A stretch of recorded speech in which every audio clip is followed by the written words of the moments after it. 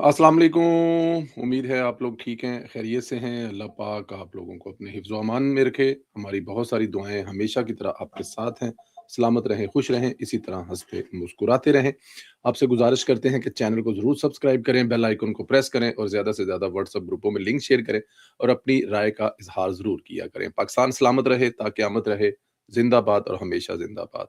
मैं जिस जगह से बैठकर ये वीलॉग कर रहा हूँ, अगर मैं यहाँ से एक छोटी-सी वीडियो आपके लिए बनाऊँ, तो ये इतनी खूबसूरत बाहर जो है वो बर्फ़बारी हो रही है कि मतलब आप जो लोग ये पैसे लगा के जाते हैं ना कि बर्फ़बारी देखने के लिए, वो मैं अपनी ये खिड़की जो है यहाँ से बाहर वो जो बर्फ़बारी देख रहा हूँ, कमाल की बर्फ़बारी देख रहा हूँ। मैंने आपके लिए वीडियो बनाई है, ये आपको दिखाता भी हूँ। मतलब यहाँ से जो वो जो मरी वाला नज़ारा है ना, जो जिसे हम पैसे दे के जाते हैं और वो बर्फ़ पड़ती नहीं है 3 दिन। मतलब दरख़्त व्हाइट हो चुके हैं, सफ़ेद हो चुके हैं, बड़ा खूबसूरत मौसम है। लेकिन परेशानी की बात ये है कि हज़ारों की तादाद में जो है वो फ्लाइट्स कैंसल हो रही हैं यूरोप में। हमारे जो एम्स्टर्डम का एयरपोर्ट है, 12 से 1300 फ्लाइट्स डेली यहाँ से जाती हैं या आती हैं। मेरे एक दोस्त हैं, उनको मैंने एयरपोर्ट ड्रॉप करना है और कल मेरी भी फ्लाइट है। तो अब पता नहीं क्या होगा, फ्लाइट्स होती हैं, नहीं होती, क्योंकि बड़ी सख्त बर्फ़ पड़ रही है। बड़ा अच्छा मौसम है, बड़े दिनों के बाद आया है, बल्कि बड़े सालों के बाद आया है। ये मैं अगर ऐसी बर्फ़ जो है ये कम से कम 5-6 साल बाद पड़ रही है।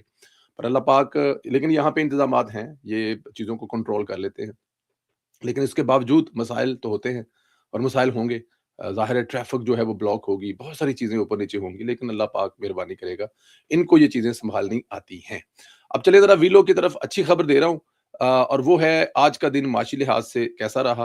बहुत अच्छा रहा। पाकिस्तान स्टॉक स्टॉक एक्सचेंज ने एक तारीख़ी सिंगल वो किया है, स्टॉक एक्सचेंज 100 इंडेक्स में पहली बार 1,81,000 पॉइंट्स की बुलंद तरीन सतह पर पहुँच गई है। आज 2100 से ज़ायद पॉइंट्स का इज़ाफ़ा हुआ, जबकि नवाज़ शरीफ वज़ीर-ए-आज़म थे, तो बात बताता जाऊँ कि वो इतनी शानदार कारकर्दगी थी कि 23,000 था जब नवाज़ शरीफ ने जो शुरू किया, जब उन्होंने वज़ारत-ए-औज़मा सँभाली, वो 54,000 पॉइंट्स तक लेकर गए थे। फिर आपको याद होगा इमरान खान साहब आए, 40,000 के आगे-पीछे घूमते रहे, मतलब ये 40,000 प्लस ना कर सके और 54,000 से वापस रिवर्स इमरान खान साहब लेके आए। फिर शहबाज शरीफ साहब के दौर में अब तक 1,81,000, मतलब देखिए ये स्टॉक मार्केट जो है ना, ये इत्मीनान है हुकूमत की पॉलिसियों पर, हुकूमत के रहने पर, हुकूमत के काम करने पर, हुकूमत की कारकर्दगी पर इत्मीनान का नाम है।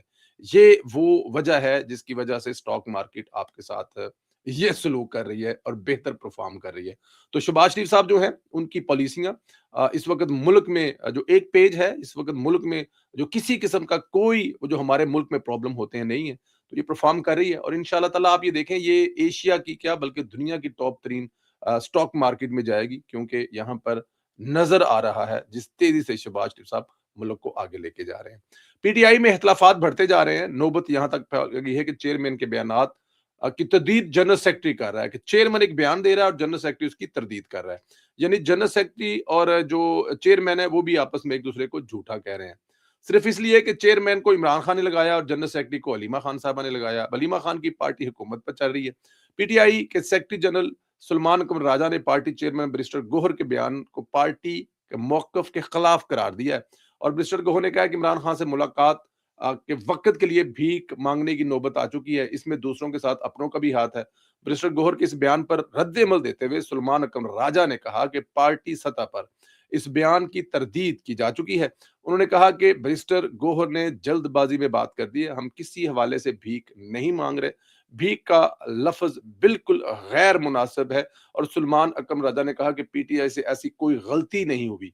अच्छा, वो जो उन्होंने कहा ना कि गैरों के साथ अपनों का भी हाथ है, तो इसमें ये गलती कही जा रही है कि ये गलती है पाकिस्तान तहरीक-ए-इंसाफ की, जिसकी वजह से हमें मुलाकात का वक़्त नहीं मिल रहा। तो यहाँ पर सेक्रेटरी जनरल साहब ने कहा नहीं, नहीं, नहीं, हमारी कोई गलती नहीं है। हमने 9 में भी ठीक किया है, हमने 26 नवंबर भी ठीक किया है।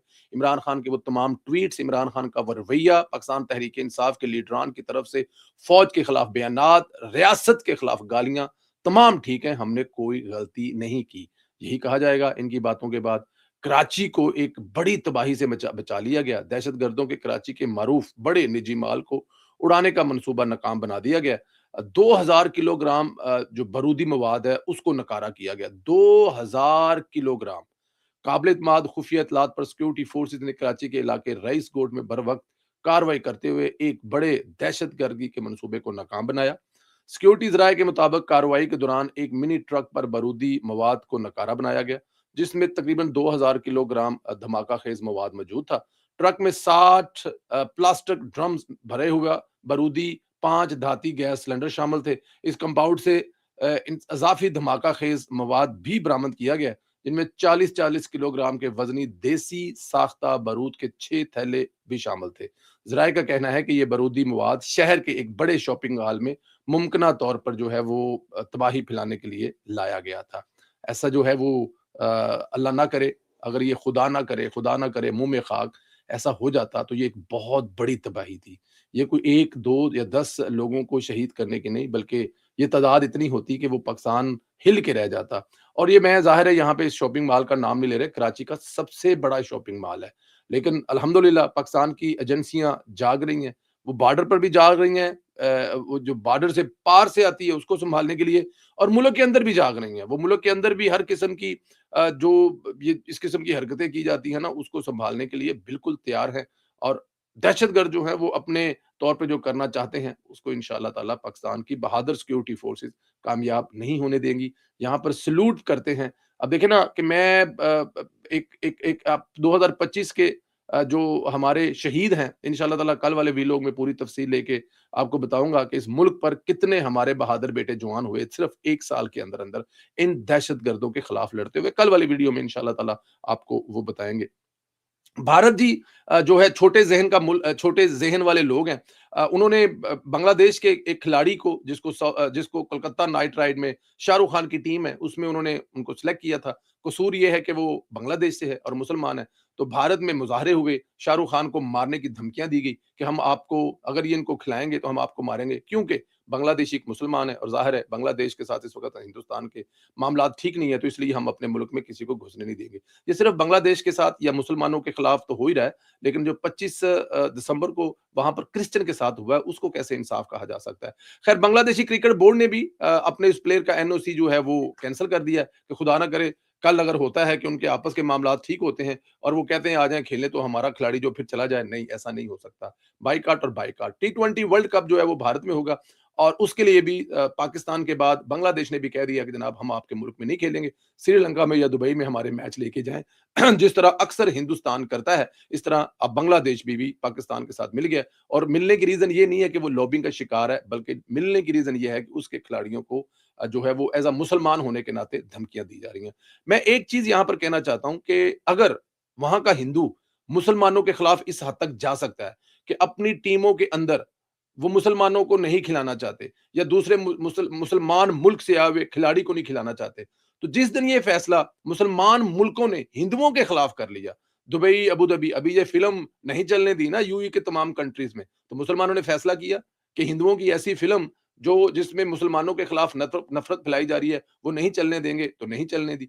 तो कल अगर मुसलमान मुल्कों ने ये फैसला कर लिया कि हिंदुस्तान के खिलाड़ियों को, अब देखिए ना बहुत सारे ममालिक हैं, ये जो एमिरेट्स के ममालिक हैं जहाँ पे क्रिकेट खेली जा रही है, वहाँ पे काफी तादाद में हिंदू भी खेलते हैं, हॉकी खेलते हैं, दूसरे गेम में भी खेलते हैं। तो अगर उनको निकालने का सिलसिला शुरू किया तो फिर बड़ी तकलीफ होगी। और उससे आगे बढ़कर अगर वहां से मुसलमान मुल्कों से हिंदुओं को निकालने का सिलसिला शुरू कर दिया कि दुबई, अबू धाबी, कतर और ये तमाम कंट्री जहां पे कम से कम कुछ 5-7 मिलियन हिंदू काम करता है, तो फिर वो कैसा लगेगा। तो मेरे ख्याल में हमें इन चीजों को उस तरह आगे रख के चलना चाहिए। इस सोच को, छोटी सोच को, हिंदुस्तान को आपने लड़ना है भजन लड़ के मैदान पूरा कर लें, वहां पे वो आ नहीं सकते। वो अवैसी साहब धमकियां लगा रहे थे कि हम लोग अपने मुजरम जो है पाकिस्तान से उठाकर लेके आएंगे, क्योंकि वेनेजुएला का सदर जो है वो ट्रंप उठा के ले गया। वो ट्रंप है, तुम्हारे यहाँ नरेंद्र मोदी है। उसके सामने जब पाकिस्तान का नाम लेते हो तो जरा गौर किया करो, उसके चेहरे का रंग उड़ जाता है और उसकी टांगे कांप रही होती हैं, काप टांगे, बस टांगे ही कांप रही होती हैं। तो इसलिए ये धमकियां किसी और को लगाओ। बर्फ जनाब जितनी पड़ रही है, मुझे लगता है कि एयरपोर्ट पे जाना भी एक बहुत बड़ा काम होगा, जिस हिसाब से बर्फ पड़ रही है। खैर, क्या किया जाता है। मरियम नवाज साहिबा के हवाले से जनाब, मरियम नवाज साहिबा जो है वो आपको पता है, हर जब हम सुबह उठते हैं तो हमें कोई ना कोई ऐसा सरप्राइज मिलता है। कलील मुद्दत में पंजाब के नौजवानों के लिए वो मौके तलाश करके ला रही हैं जो इनकी जिंदगियां बदल देंगे। इमरान खान ने नौजवानों को सिर्फ लारे लगाए थे, नौकरियों के झूठे वादे किए थे, लेकिन मरियम नवाज एक एक वादा पूरा कर रही है। मरियम नवाज नौजवानों के लिए प्रवास कार्ड का आगाज करने जा रही है, जिसके तहत नौजवानों को फ्री स्किल्स ट्रेनिंग के बाद बैरून मुल्क भेजा जाएगा। नौजवान बैरून मुल्क सफ़र करेंगे, वहाँ जाकर हुनर सीखेंगे। पंजाब के 10,000 हुनरमंद नौजवानों को रोज़गार के लिए बैरून मुल्क भेजा जाएगा, जिसका मकसद पंजाब के नौजवानों के लिए अच्छा रोज़गार और तरसीलात में इज़ाफ़ा है। नौजवानों के हुनर ट्रेनिंग, बैरून मुल्क नौकरी का हसूल, वीज़ा मंजूरी के लिए पंजाब हुकूमत खुद नौजवानों की रहनुमाई करेगी। Plumber, electrician, welder, tile fixer, carpenter, बावर्ची, waiter, digital marketing, Google IT expert, child mind में दीगर हुनरमंद अफराद बैरून मुल्क जा सकते थे। 35 से 18 जो है वो उम्र है कि 35 साल से ले 18 साल से लेके 35 साल की उम्र नौजवान जो पढ़ना लिखना जानते हैं वो पंजाब का डोमिसाइल रखते हों तो वो बैरून मुल्क जाने के लिए इस जो स्कीम है इसके लिए वो अहल होंगे। ये है वो मरियम नवाज का पंजाब। अच्छा, इसका एक और भी हिस्सा है। एक तो ये है कि जो मुल्क में है और वो ये जाना चाहते हैं, वो ये सीखना चाहते हैं तो उनको वो हेल्प आउट करेगी। और एक दूसरा हिस्सा ये है कि जो नौजवान बैरून मुल्क जॉब हासिल कर चुके हैं, उन्हें भी सहूलत दी जाएगी। प्रवास कार्ड स्कीम के तहत वो नौजवान जो बैरून मुल्क अप्लाई करने के बाद रोजगार हासिल करने में तो कामयाब हो गए हैं, पंजाब हुकूमत उन्हें सफरी और दीगर अखराजात उठाने के लिए बिला सूद कर्ज अदा करेगी। प्रवास कार्ड स्कीम के तहत 3 साल में 45,000 नौजवानों को बिला सूद कर्जा दिया जाएगा। जॉब लेटर हासिल करने के बाद ऑनलाइन कर्जे के लिए दरखास्त दी जा सकेगी और कर्ज के हसूल के लिए वैलिड पासपोर्ट, पंजाब का रहायशी और इंटरनेशनल जॉब लेटर होना लाजमी है। प्रवास कार्ड की स्कीम के तहत 66 6 अरब रुपए का बजट जो है वो मुझसे किया गया है और 3 साल में $40 मिलियन तरसीलात पाकिस्तान आने की मुतवक्का है। इन्वेस्टमेंट है जो अपने नौजवानों पर पंजाब हुकूमत करेगी और वो नौजवान चाहे वो मंडी बहाउद्दीन से हों, शेखुपुरा से हों, गुजरांवाला, गुजरात, लाहौर, साहिवाल, मुल्तान, जहां से भी होंगे, रावलपिंडी हो, गुजर खास हो, ये लोग जॉब हासिल कर चुके हैं, जाने के लिए पैसे नहीं है, हुकूमत इनको पैसे देगी, पंजाब हुकूमत बिला सूद कर्जा होगा, वो यूरो कमाएंगे, डॉलर कमाएंगे और कमाकर वापस भेजेंगे, कर्जा उतारेंगे और फिर वो अपने घर वालों को घर पक्के करेंगे, अब्बे दी मज खरीदेंगे, मेडिकल के लिए, बच्चों के लिए, स्कूल की फीसों के लिए वो जो पैसे भेजेंगे वो आपकी तरसीलात होगी।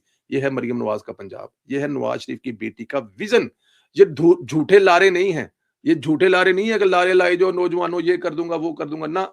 ये है नौजवानों की असल लीडर मरियम नवाज। अपना ख्याल रखें, इजाजत दें, मैं जरा छेती निकला एयरपोर्ट छड़ के आवा, ये ना हो कि मम्मी फस जावा तो ओदी फ्लाइट भी रह जाए। ख्याल रखें, इजाजत दें, फिर मिलते हैं इंशाल्लाह। अल्लाह हाफिज।